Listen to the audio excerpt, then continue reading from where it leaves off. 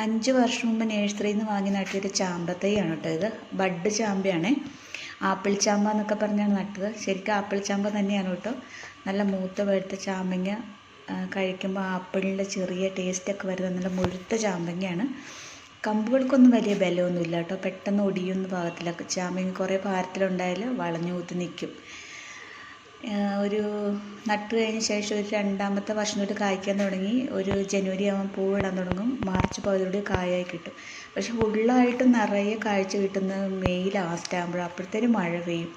ആ സമയത്ത് ഇതിലേക്ക് ചെറുതായിട്ട് ഇതിലേക്ക് പുഴുവൊക്കെ കയറുന്നു. എന്തുകൊണ്ടായിരിക്കും ഇങ്ങനത്തെ ചാമ്പയിൽ പെട്ടെന്ന് പുഴു കയറുന്നത് മഴയാകുമ്പോഴത്തേനും? ഇതിപ്പോൾ നിറയെ ചാമ്പ മറിഞ്ഞു വീഴുമ്പോൾ നിറയെ കായ്ച്ച് നിൽക്കുന്നുണ്ട് കേട്ടോ. ഇത് പെട്ടെന്ന് പറിച്ചെടുക്കണം, അല്ലേ പുഴുവായി പോവും. മൂത്തതും മൂക്കാത്തതും എല്ലാ ചാമ്പങ്ങയും പറിച്ചെടുത്തിട്ടുണ്ട് കേട്ടോ. ഇനി നിർത്തിക്കൊണ്ടൊന്നും ശരിയാകത്തില്ല. നല്ല മുഴുത്ത ചാമ്പങ്ങയാണ് കേട്ടോ. വേനൽക്കാലത്ത് കിട്ടുവാണെങ്കിൽ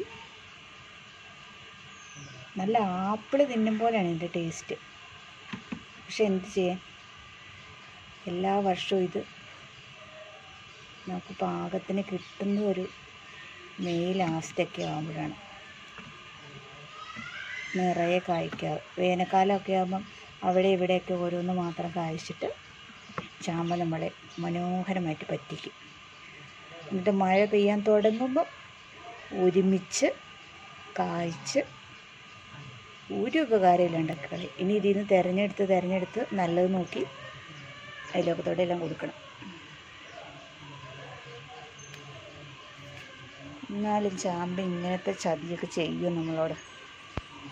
ഈ ചാമ്പങ്ങയുടെ ഉള്ളിൽ കുരുവൊന്നുമില്ല കേട്ടോ. അതുകൊണ്ട് നമുക്ക് നട്ട് മുളപ്പിച്ചെടുക്കാനൊന്നും പറ്റത്തില്ല.